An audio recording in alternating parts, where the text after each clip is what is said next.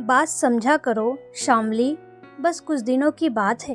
एक बार शहर में कोई ठिकाना मिल जाए तो मैं तुम्हें पक्का ले जाऊंगा। अभी तो खुद ही दोस्तों के साथ कमरे में रहता हूँ, तो ऐसे में तुम्हें कहाँ रखूंगा।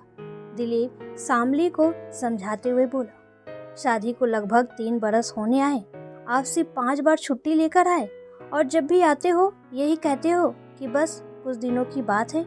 1 बरस में आपको रहने के लिए एक छोटा सा मकान नहीं मिला शहर में।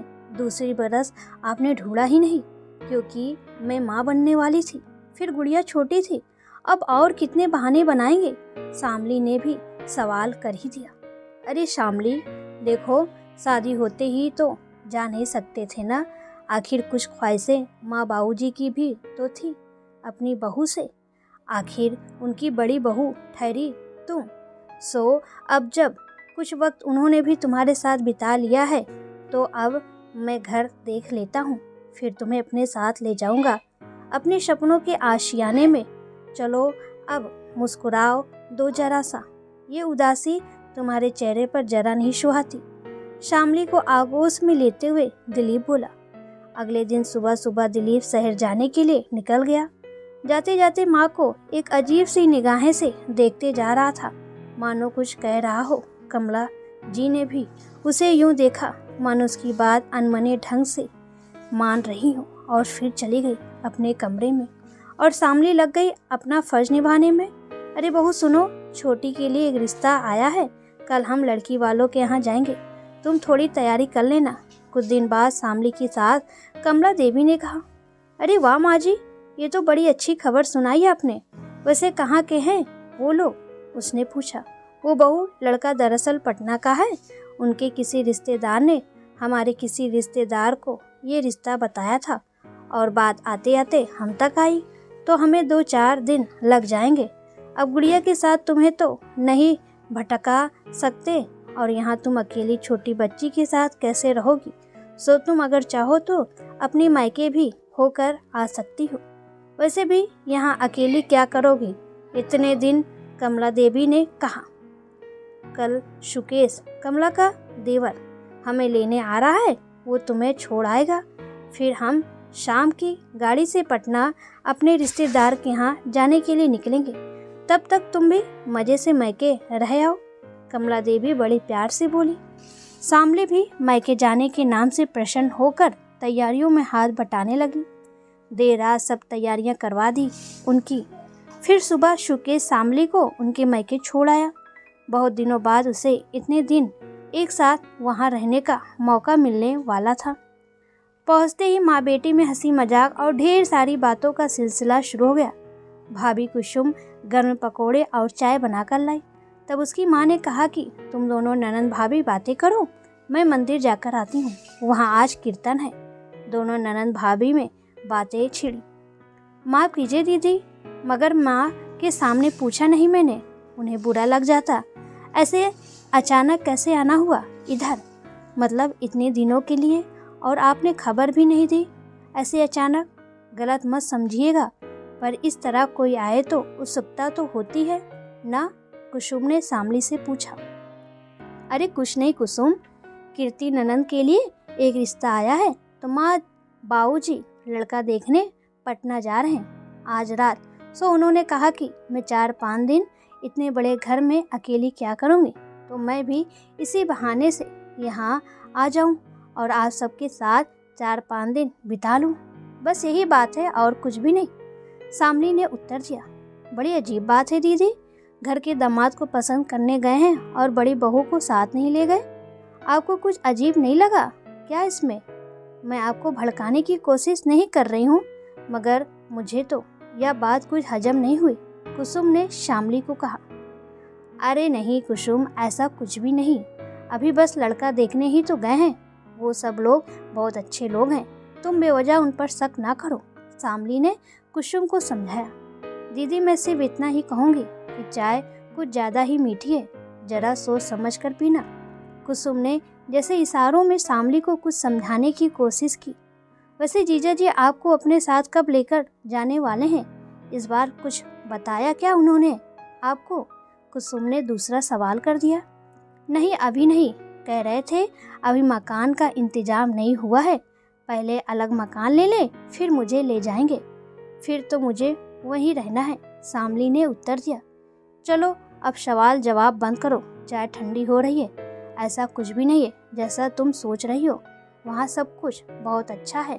हंसते खेलते 5 दिन कहाँ बीत गए पता ही नहीं चला। उस दिन शाम को सुकेश उनको लेने आया। सभी ने उसकी खूब आवाभगत करते हुए उससे रिश्ते के बारे में पूछा। खुशी खुशी से उसने सबको बताया कि रिश्ता पक्का हो गया है। ससुराल वापस पहुंचने के बाद शामली को उसकी सास ने बताया कि कीर्ति का रिश्ता पक्का हो गया है, बड़ा ही अच्छा परिवार मिला है उसको। बहू, वो लोग चाहते हैं कि हम इस शनिवार को ही सगाई कर दें। अब इतनी जल्दी सब इंतजाम कैसे होगा, मेरी समझ में तो नहीं आता। कपड़े गहने सब कुछ बनवाना है, मगर इतनी जल्दी सब कैसे हो पाएगा। दामाद बाबू को सगाई में खाली अंगूठी तो नहीं दे सकते ना, उन्होंने बड़े उदासीन स्वरों में कहा। कोई बात नहीं माँ, आपने जो मुझे कंगन दिए थे वह मैं आपको लौटा देती हूँ। आप वही कीर्ति की होने वाली सास को दे दीजिएगा, और मुझे राखी पर जो भैया ने चैन दी थी वो भी मैं आपको ला देती हूँ दामाद जी के लिए। कहते हुए शामली अपनी अलमारी से वो गहने ले आई।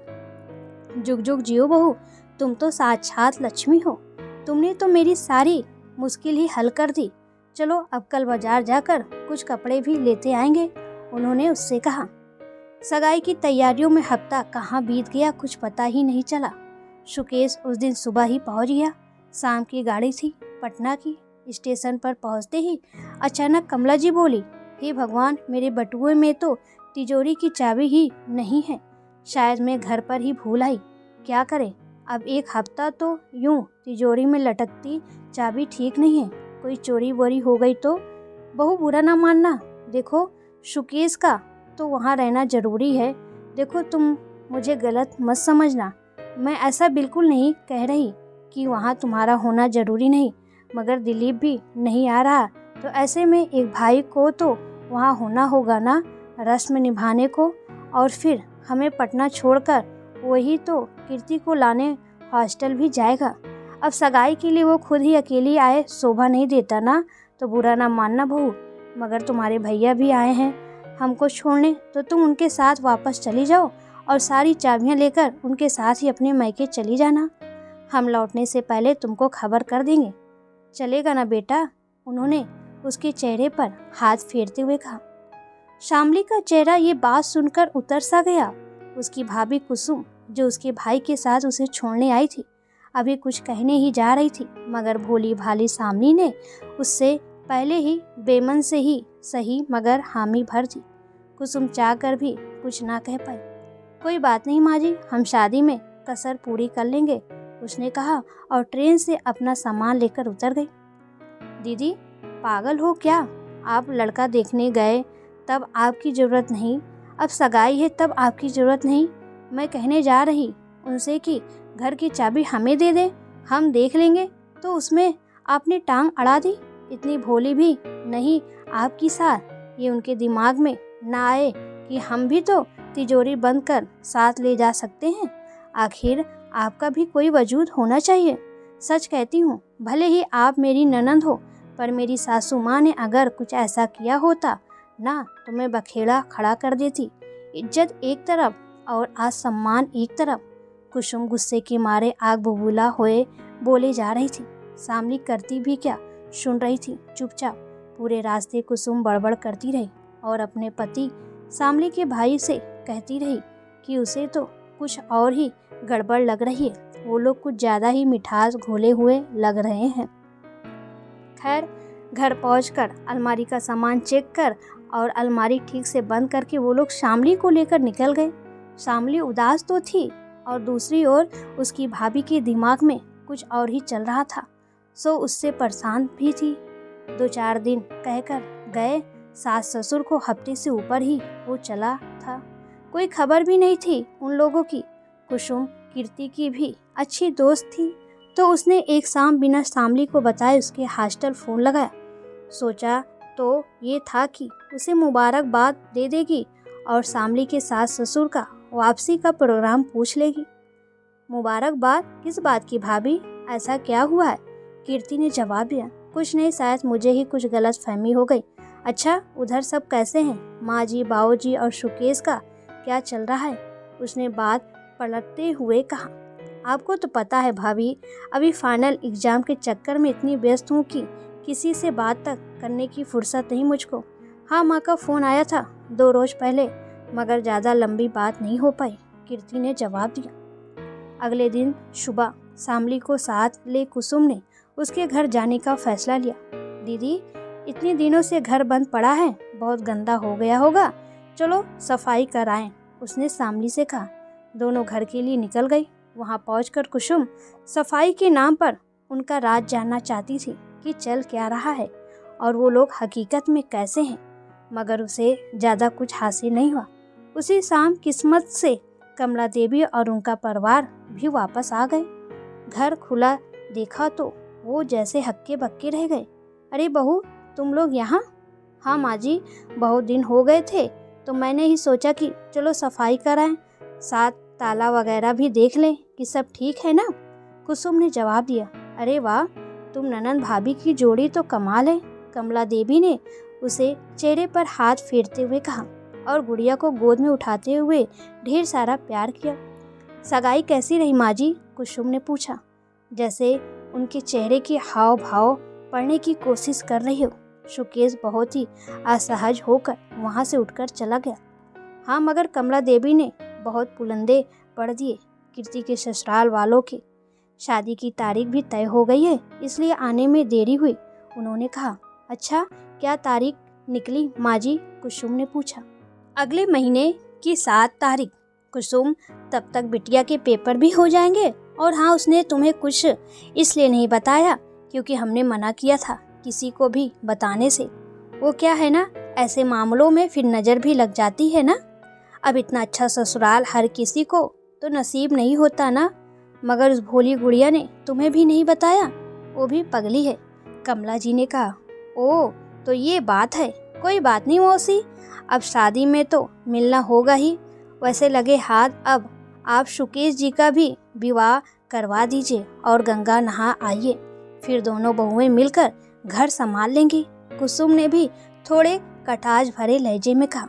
फिर रात के खाने के बाद पूछने पर कुसुम ने उनसे कहा, असल में मौसी, शामली की तबीयत कुछ ठीक नहीं है, तो इसलिए वो वहीं उसके साथ ही कुछ दिन रहेगी, क्योंकि गुड़िया का ध्यान वो नहीं रख पा रही है, बार बार चक्कर आ जाता है, लगता है शहर जाकर जांच करवानी पड़ेगी। आप तो ऐसा करो, दिलीप भैया को यहाँ बुलवा कर इन्हें शहर भिजवाओ, गुड़िया को मैं ननिहाल ले जाकर संभाल लूँगी। ये बात कहने पर तो जैसे कमला जी के चेहरे पर हवाइयाँ उड़ गई और कुसुम उसी असमंजस भरे हाव भाव का राज ढूंढ रही थी। रात में सुकेश को उसने छिपते छिपाते कमला जी के कमरे में जाते हुए देखा। पीछा किया तो जो सुना उसे अपने कानों पर यकीन नहीं हुआ।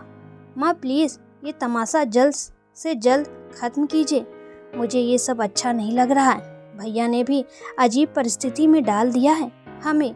अगर ये शादी नागवार थी तो क्यों आपके दबाव में आकर हाँ किया, और अगर किया तो अब कहाँ से हिम्मत आ गई सबको धमकी देने की, और अब आप भी उनकी जिद के आगे ऐसे झुक रही हैं। अब हम कितने बहाने बनाएंगे, शादी कोई गुड्डे गुड़िया खेल तो है नहीं, ये सब मेरे बस का नहीं। मैं कल वापस रांची जा रहा हूँ, मुझसे अब कोई उम्मीद मत रखिएगा। बेटा, अब अगर वो जिद पर अड़ गया है तो किया ही क्या जा सकता है। माँ हूँ मैं, मेरी मजबूरी भी तो समझो। कल को तुम्हारी भी तो पसंद नापसंद होगी, मर्जी होगी।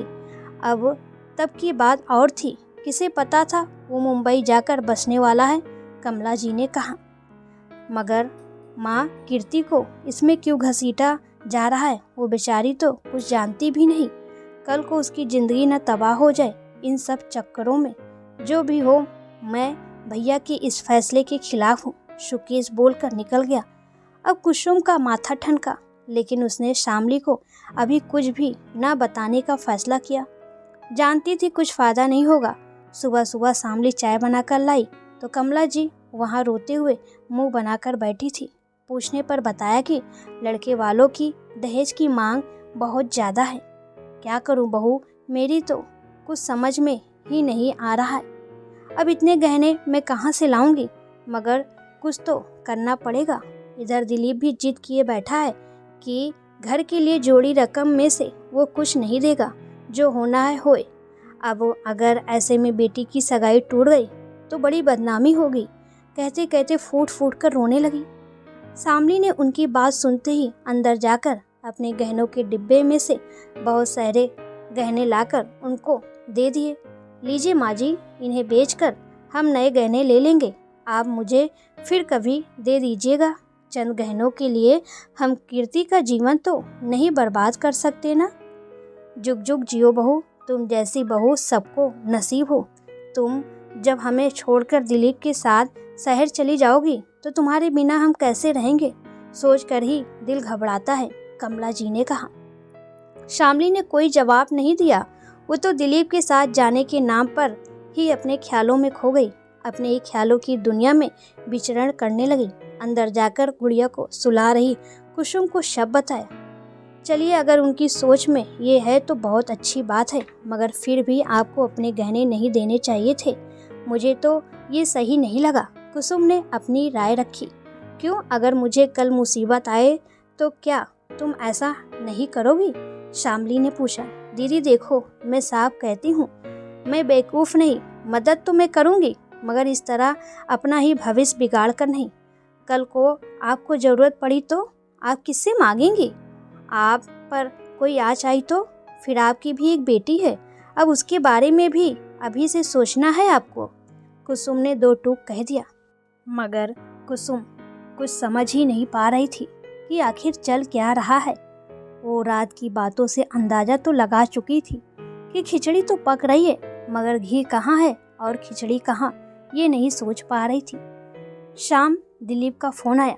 सुनो शामली, मैंने एक घर तो देख लिया था, मगर इस शादी की वजह से माँ मुझ पर पैसे देने का दबाव बना रही है, तो मैं अभी पैसे माँ को भिजवा रहा हूँ, तो तुम्हें कुछ दिन और इंतज़ार करना पड़ेगा। बुरा नहीं मानोगी मेरी जान? अब शुकेश की तो नई नई नौकरी, और फिर मेरा भी तो बड़े भाई का फ़र्ज है। अच्छा सुनो, कल कुछ मकान के कागजात भिजवा रहा हूँ, ज़रा दस्तखत कर बाबूजी को दे देना। अब घर तो हम दोनों के नाम पर होगा ना, तुम समझ रही हो ना? शामली को तो जैसे मेरी जान के अलावा कुछ सुनाई ही नहीं दे रहा था। वो तो बिन सोचे समझे बस हाँ में हाँ मिलाए जा रही थी। उधर वो लोग चाहते थे कि शामली के वो कागजात पर दस्तखत करने से पहले किसी तरह कुसुम वहाँ से चलती बने, मगर कुसुम थी कि डट कर बैठी गई थी वहाँ। सुनो शामली बहू, अब तुम्हारी तबीयत ठीक लग रही है? कुसुम को भी यहाँ आए अब काफ़ी दिन हो गए। उधर तुम्हारी माता जी भी अकेली हैं, सो तुम्हें नहीं लगता कि अब कुसुम को थोड़ा वहाँ भी देखना चाहिए? वैसे जो तुम्हें ठीक लगे वही करना, मगर मुझे जो लगा वो मैंने तुमसे साफ साफ कह दिया, आगे तुम्हारी मर्जी। कमला जी ने उसी शाम शामली से कहा। रात को ही शामली ने कुसुम को ये बात बताई और कहने लगी कि उसे भी नहीं ठीक लग रहा है कि अब वो घर वापस जाए। देखो, वहाँ भैया भी तो अकेले हैं कितने दिन से तुम्हारे बिना, तो वो वैसे भी कितना उदास हो जाते हैं। कल मैं बाबूजी से कहकर तुम्हें छुड़वा देती हूँ, शामली ने कुसुम को समझाया। मगर कुसुम तो जैसे ठाने बैठी थी ना जाने की, सीधे सीधे कह दिया, देखो दीदी, आपको शादी की तैयारी भी करनी है, रोज रोज मौसी जी के साथ बाजार भी जाना होगा। ऐसे में अब गुड़िया के लिए तो आप फ्री नहीं रह सकती ना, तो मेरा यहाँ होना ज़रूरी है। मैं गुड़िया को संभाल लूँगी, तो आप निश्चित होकर अपना काम कर सकेंगी। चलिए, मैं मौसी जी से बात कर लेती हूँ। उसने जाकर तुरंत कमला जी के सामने अपनी राय रख दी, और उनके पास उसकी राय मानने के अलावा जैसे कोई चारा बचा ही नहीं था। ऐसा लग रहा था जैसे वो कह नहीं रही, बल्कि बता रही है कि वो यहाँ से कहीं नहीं जाएगी। अगले दिन शामली के ससुर जी वो कागजात लेकर शामली के पास आए। लो बहू, इन कागजातों पर दस्तखत कर दो, फिर मैं इन्हें कचहरी में जमा कराऊं। अभी शामली दस्तखत करने जा ही रही थी कि पीछे से आती कुसुम का पैर लचक गया और हाथ में पकड़ा हुआ पानी का गिलास उन कागजातों पर गिर गया। अरे बाप रे, इतनी बड़ी गलती हो गई मुझसे, सॉरी दीदी, माफ़ कर दीजिए। मौसी जी लाइए, मैं इन कागज़ों को अभी सुखाकर आपको वापस करती हूँ। कहते हुए वो कागजात उनके हाथ से झटक कर तुरंत छत पर ले गई और वहाँ ठीक से उन्हें धूप में रख कर वापस नीचे आई। बस मौसा जी, अभी थोड़ी ही देर में सूख जाएंगे, आप मुझे माफ़ तो कर देंगे ना? कहते हुए अंदर चली गई। जाकर गुड़िया को गोद में लेकर अपने पति को फ़ोन लगाया। कैसे हो आप? आप सब तो मुझे भूल ही गए, पर मुझे आपकी बड़ी याद आती है। लेकिन अभी तो मैंने आपसे लड़ने के लिए फ़ोन किया है। पता है जीजा जी, दीदी के नाम एक फ्लैट कर रहे हैं और आपने मुझे आज तक कभी भी कोई छोटा सा तोहफा भी नहीं दिया। अच्छा सुनिए ना, उन कागज़ों पर ना मुझसे गलती से पानी गिर गया है, तो क्या अगर वह कागज़ ठीक से नहीं सूखे तो आप नए कागजात बनवा देंगे? मुझे बहुत डर लग रहा है। मैं आपको 1 घंटे तक दोबारा फ़ोन करूँगी। फ़ोन पर बात कम कर रही थी और बाहर खड़ी कमला जी को सुनाने का लहजा ज़्यादा था। फ़ोन रखते हैं खिड़की की तरफ घूमी और वहाँ खड़ी कमला जी को पकड़ लिया। आप लोग कितने अच्छे हैं, दीदी का कितना ख्याल रखते हैं और मेरी एक सास हैं, ज़रा भी मेरे बारे में नहीं सोचती। फ्लैट तो क्या, वो तो मुझे कमरे की चाबी तक ना दे। जैसे उन्हें विश्वास दिला रही थी कि वो उन्हीं की तरफ है। इतने में कुसुम के पति का फ़ोन दोबारा आया। क्या हुआ, कागजात ठीक से सूखे या नहीं? तुम भी इतनी लापरवाह कैसे हो सकती हो? उनके घर उनकी मदद करने गई हो या उनके काम बिगाड़ने? एक तो कोई काम करना ढंग से आता नहीं, ऊपर से मुसीबतें बढ़ा रही हो उनकी। अब अगर वो कागज़ ना सूखे तो बेचारे दामाद जी को दोबारा बनवाने पड़ेंगे। सुनकर कुसुम रो पड़ी। कमला जी ने तुरंत उसके हाथ से फ़ोन ले लिया और उसके पति को छिड़कते हुए डांटे जा रहे हो बेचारी को। एक तो वो वहाँ सारा दिन काम में व्यस्त रहती है, अब पानी गिर गया तो कोई बात नहीं, हम संभाल लेंगे। ठीक है मौसी, आप कहती हैं तो मैं ही नहीं डांटूंगा, मगर यदि आप उससे नाराज़ नहीं हैं तो अभी मैं आपके लिए दुकान से गर्मा गर्म पकौड़ियाँ और जलेबियाँ भिजवा रहा हूँ। आज खाने में वही खाइएगा, जैसी तुम्हारी मर्जी। बेटा, कुसुम को अपने इरादों में कामयाबी मिल चुकी थी। कुछ ही देर में उसके पति की भिजवाई हुई जलेबियाँ और कचौड़ियाँ उसने सबको परोसी और लड़के को वहीं रोका। फिर छत पे जाकर वो कागजात देखे, लगभग सूख चुके। वो कागजात नीचे लाई और शामली से दस्तखत करवा कर वापस लिफाफे में बंद कर दिए।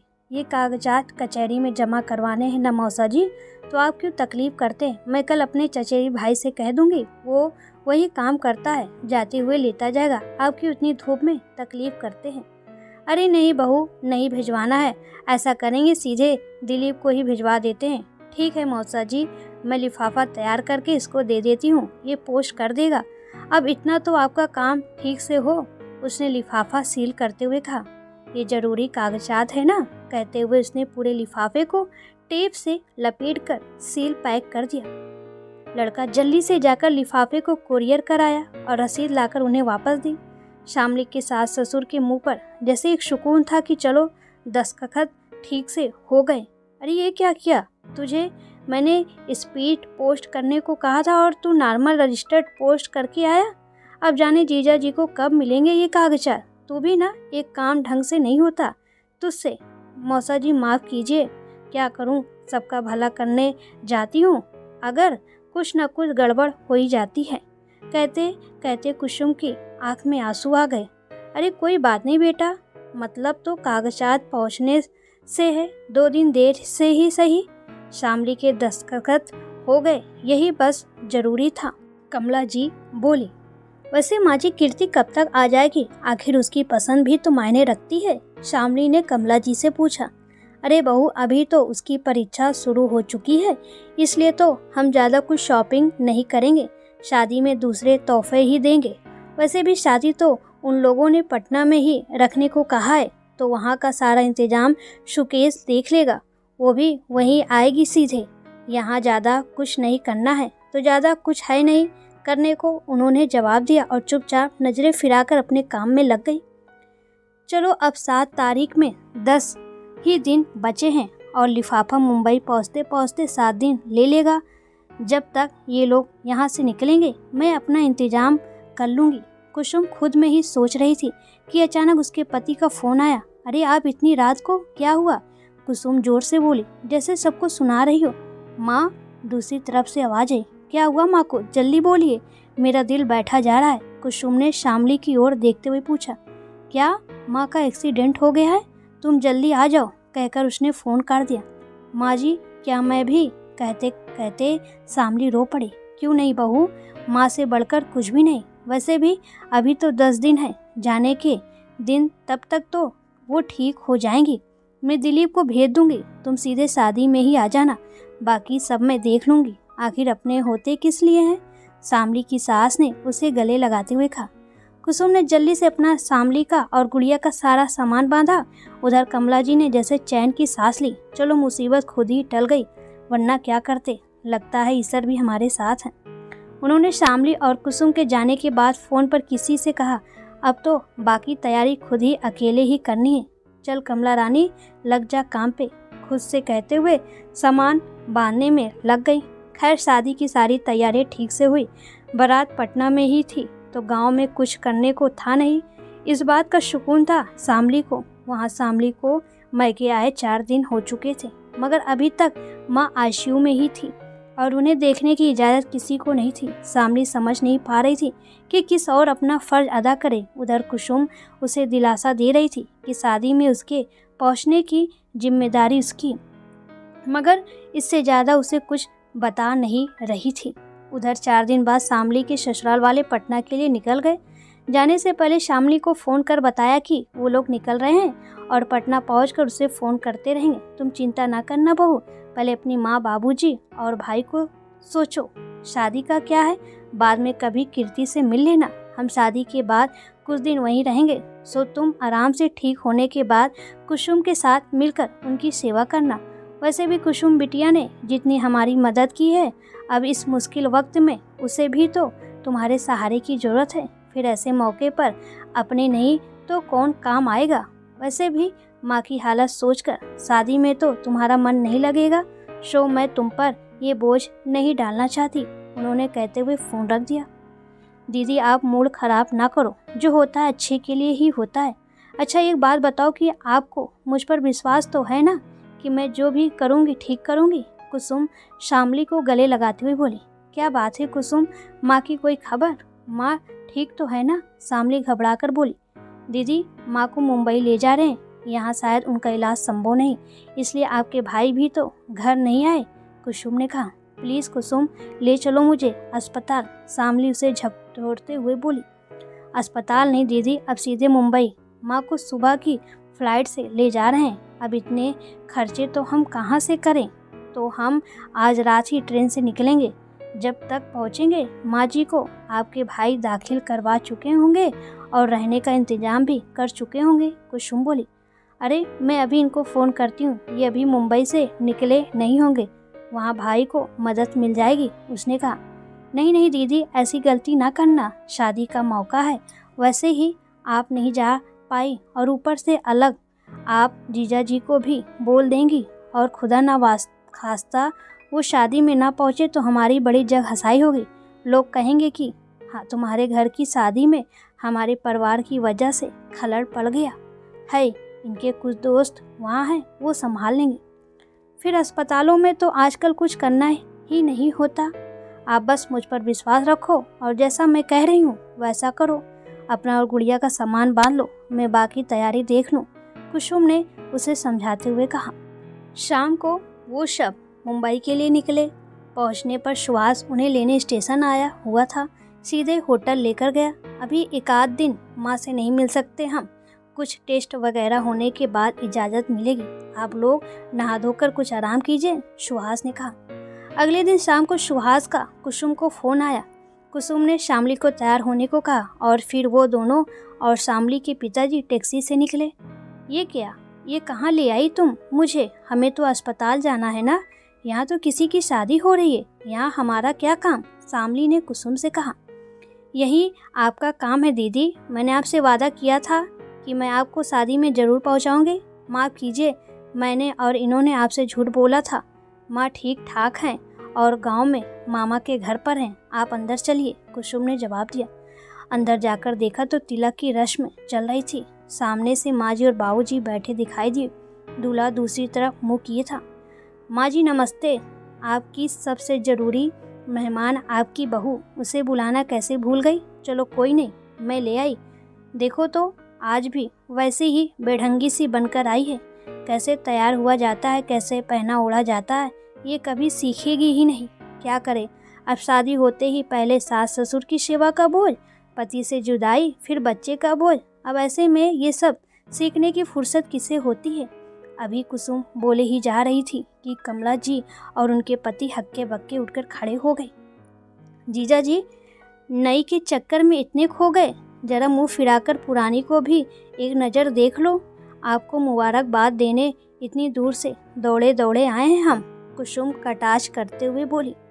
दूल्हा खड़ा होकर पीछे घूमा। एक पल के लिए शामली के पैरों तले जमीन खिसक गई। दूल्हे के लिबास में वो दिलीप को देखेगी, ये उसने कभी सपने में भी नहीं सोचा था। वो तो जैसे गूंगी गुड़िया सी हो गई। बड़ी मुश्किल से तो खड़ी थी, शायद अपने पिताजी का सहारा लेकर। उधर से एक जोड़ा और खड़ा हुआ, शायद लड़की के माता पिता थे। ये क्या तमाशा है।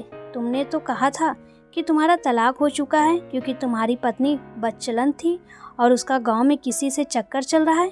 किसी से नहीं, इन्हीं से। इसलिए मैं सारी तैयारी के साथ आई हूँ, क्योंकि जो धोखे से तलाक के कागजात पर दस्तखत ले सकता है ना, वो कुछ भी कर सकता है। ये गुड़िया की डीएनए रिपोर्ट और ये दीदी के पक्ष में सब गांव वालों के बयान। कुसुम ने कागज उनके सामने फेंकते हुए कहा, चलो मान लिया कि दिलीप ने ये बात गलत की, मगर अब तो तलाक हो चुका है। कुसुम, कुछ ही दिनों में कागजात तुम लोगों तक भी पहुंचते होंगे। फिर तुम्हें भी तो बंधन नहीं है, दूसरा विवाह कर लेना शामली का। इसे कोई ना कोई तो मिल ही जाएगा। हम रिश्ता देखेंगे इसके लिए। कमला देवी लड़खड़ाती जुबान में बोली। तलाक? कौन सा तलाक मौसी? दिलीप बाबू, आप भी ना शादी के रंगीन सपनों में ऐसे खोए कि कागजात ठीक से पढ़े ही नहीं आपने। कुसुम व्यंग भरी हंसी के साथ बोली। और हम तक तो बिल्कुल नहीं पहुँचेंगे वो कागजात। अरे भाई, अब किसी सांवरी और दिलजीत के तलाक से हमें क्या लेना देना, और पड़ोस वाले मकान वालों को कौन सी चिट्ठी आती है उससे हमें कुछ मतलब नहीं।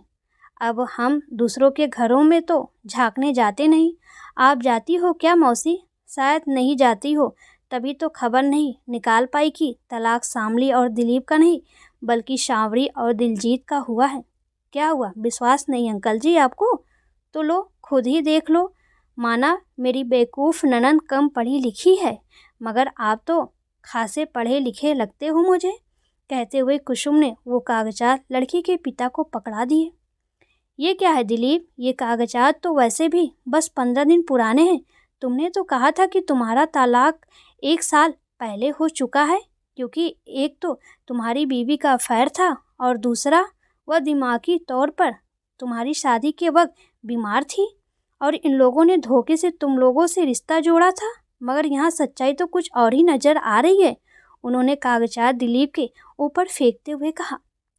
वो मैं समझाता हूँ आपको। क्या समझाओगे आप? वही जो 3 साल से मुझे समझाते आ रहे हो। मुझ पर पेटिकल करके अब क्या सारी दुनिया को उल्लू बनाने निकले हो? शामली अचानक स्वर तेज करते हुए बोली।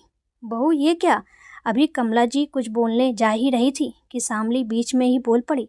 कौन सी बहू? जिसे धोखे में रख आप जेवर हड़पती रही, जिसे बार बार बेटी की सगाई का वास्ता दे बेवकूफ़ बनाती रही, जिसे घर की चाबियों की रखवाली के नाम पे पीछे छोड़ उसी को बर्बाद करने की साजिश रचती रही, अपने बेटे को सही राह दिखाने की जगह जिसको बेघर करने की तरकीब बनाती रही। अरे मुझ पर नहीं तो इस छोटी सी बच्ची पर भी रहम नहीं आया आपको? शामली बच्ची को आगे करते हुए बोली। दीदी आप फिक्र ना करो, तलाक नहीं हुआ आपका, और अब तो हम मुंबई आ गए हैं, आपको बसा कर ही जाएंगे। कुसुम शामली को झकझोरते हुए बोली। बसाकर किसके साथ? एक धोखेबाज के साथ। चलो तलाक अब होगा भी नहीं। वैसे तुमने मुझे तभी क्यों नहीं बता दिया जब ये लोग धोखे से मेरे दस्तखत ले रहे थे? नौबत यहाँ तक आती नहीं। मानती क्या आप मेरी बात? अंधी थी आप इस आदमी के प्यार में। कब से सचेत कर रही थी मैं आपको, लेकिन नहीं, आपको दिलीप और इनकी अच्छाई के आगे कुछ दिखता कहाँ था। इसलिए ज़रूरी था कि आप इस आदमी की चरम सीमा देख लें, वरना ये किसी भी तरह आपसे अपना काम निकलवा लेता और आपको मक्खी की तरह घर से बाहर फेंक देता। वो तो जब ये लोग आपको सगाई में नहीं लेकर गए, मुझे तभी विश्वास हो गया था कि दाल में कुछ काला है। मैंने कीर्ति के कॉलेज अपने भाई को भिजवा कर पता करवाया तो पता चला कि उसकी कोई सगाई बगाई नहीं हुई। वो तो 1 घंटे के लिए भी हॉस्टल से कहीं गई ही नहीं, कुसुम बोली। और उस रात याद है मौसी, जब आप शुकेश को घुट्टी पिला रही थी, सब सुना था मैंने। और उसी रात से साई की तरह मैं शुकेश का पीछा करने में लग गए और पहुँचते पहुँचते मुंबई दिलीप के गिरेबान तक ये बात पहुँची। अब जब कीर्ति की शादी होनी ही नहीं थी तो ये लोग आपको कहाँ लेकर जाते। तो इससे पहले कि या तो कोई बहाना बनाकर आपको रोने के लिए सड़क पर छोड़ दें या फिर आपके साथ कुछ और हादसा हो जाए, इससे पहले हामी ने माँ को मामा जी के घर भेजकर उनके एक्सीडेंट का बहाना बना दिया। वैसे भी मैंने फर्जी कागजों पर दस्तखत करवा कर भेजा था इनको, तो उसके बाद आपको वहाँ अकेला छोड़ना मुझे सही नहीं लगा। कुसुम ने उन लोगों की सारी पोल पट्टी खोलते हुए कहा। चलो, अब तलाक तो हुआ नहीं है और ना ही होगा। अब अंकल जी, शायद आप एक शादीशुदा आदमी और एक बच्ची के बाप से तो अपनी बेटी का रिश्ता नहीं ही जोड़ना चाहोगे, शामली ने उनसे कहा। रिश्ता कैसा रिश्ता, इसे तो मैं धोखाधड़ी के केस में अंदर करवाऊंगा। इसकी हिम्मत कैसे हुई मेरी बेटी के जज्बातों से खेलने की। और माताजी, आपको तो मैं बहुत शरीफ औरत समझ रहा था, आपको शर्म नहीं आई एक बेटी का घर उजाड़ते हुए। वह आदमी बोला। क्या बोलूँ मैं, बेटे के प्यार में अंधी हो गई थी। सोचा था कि बस कागजात पर दस्तखत करवा कर इसे वहीं छोड़ यहाँ इसकी शादी हो जाएगी, मगर शामली को घर से निकालने का तो सोचा भी नहीं था। कमला जी बोली। अरे वाह बहन जी, वो हमारी बेटी है, कोई लवारिस नहीं जो पति दूसरे औरत के साथ ऐश करे और वो आपकी नौकरानी बनकर रहे। शर्म भी नहीं आई आपको कि जो लड़की आपकी एक आज्ञा पर अपनी जान तक देने को तैयार रहती है, उसे अपने ही घर में नौकरानी बनाने का सोचते हुए। शामली के पिताजी बोले। तभी सुहास एक लड़की को अपने साथ लाते हुए बोला। देख लो अपनी आँखों से, तुम्हें यही बात समझाने में मुंबई आया था पिछले हफ्ते, मगर तुम्हें तो विश्वास ही नहीं था ना। उल्टे मुझे ही पुलिस की धमकी दे डाली थी तुमने। मैं तो सिर्फ इतना चाहता था कि तुम भी मेरी बहन जैसी हो। उसका घर तो बर्बाद हुआ ही, पर तुम्हारा बच जाए। लेकिन तुम्हें भी मेरी अंधी बहन की तरह ही इस पाखंडी के आगे कोई दिखाई नहीं दे रहा था। अब खुद ही देख लो इसका असली रूप। सुहास उस लड़की से बोला। पापा, हाँ मेरी बच्ची, धोखा हुआ है हमारे साथ। मैं अभी पुलिस कंप्लेन करती हूँ मिस्टर दिलीप, अब देखो क्या होता है। उस लड़की ने कहा। तुम नहीं, मैं पुलिस में बुलवाऊंगी, पत्नी हूँ मैं इनकी। सुख तो मैंने इन लोगों को अपार दिया, अब थोड़े दुख की बारी इन्हें और इनके जैसे समाज में छिपे भेड़ियों को भी तो पता चले कि जब सरस्वती काली का रूप लेती है तो क्या होता है। तलाक तो अब मैं दूंगी नहीं, हाँ, मगर पतिदेव अब आपको जेल जरूर भेजूंगी, जिससे कि कोई दिलीप गांव में बैठी भोली भाली शामली को ठगने की सोच भी ना सके और कोई कमला देवी अपने बेटे की मोह में अंधी होकर किसी की बेटी का घर उजाड़ने की ना सोचे। भैया, पुलिस को फ़ोन कीजिए, शामली ने अपने भाई से कहा। और थोड़ी देर में पुलिस आई, दिलीप को ले गई जेल और कमला जी को सख्त लहजे में पुलिस बोल कर गई कि दोबारा ऐसी गलती ना हो, नहीं तो आपको भी जेल हो सकती है। दोस्तों, इस तरह शामली को तो अपनी ननद की मदद से उन लोगों की सच्चाई पता चल गई और एक भोली भाली लड़की भी इस बंधन में बंधने से पहले बच गई। मगर हमारे देश के गाँव में न जाने कितनी ही ऐसी लड़कियां हैं जिनकी शादी तो हो जाती है, मगर उन्हें गांव में ही छोड़ उनके पति शहरों में धोखे से दूसरी शादियां कर लेते हैं या फिर यूं ही मस्ती में अपना जीवन बिताते हैं। साल में एक आधी बार गांव जाकर उसे झूठे वादे कर फिर अपनी दुनिया में लौट जाते हैं। बेचारी कितनी ही लड़कियां अपने पति के साथ एक खुशनुमा जीवन बिताने का सपना देखते देखते ही बस अपना जीवन गुजार देती है। जैसे वो किसी की पत्नी बनकर नहीं, बल्कि सास ससुर की सेवा के लिए नर्स, घर के लिए नौकरानी और उसके बच्चों के लिए उनकी देखभाल करने वाली आया बनकर आई हो। दोस्तों, ऐसी लड़कियों के साथ जो होता है उसमें कसूर किसका है? उनका, उनके अय्याश पतियों का, उनके ससुराल वालों का या मायके वालों का? खैर, जिसका भी हो, मगर जीवन तो केवल ऐसी लड़कियों का ही बर्बाद होता है। दोस्तों, ये कहानी उन्हीं सब लड़कियों को समर्पित है। आपको हमारी कहानी कैसी लगी, प्लीज़ कमेंट में ज़रूर बताएं।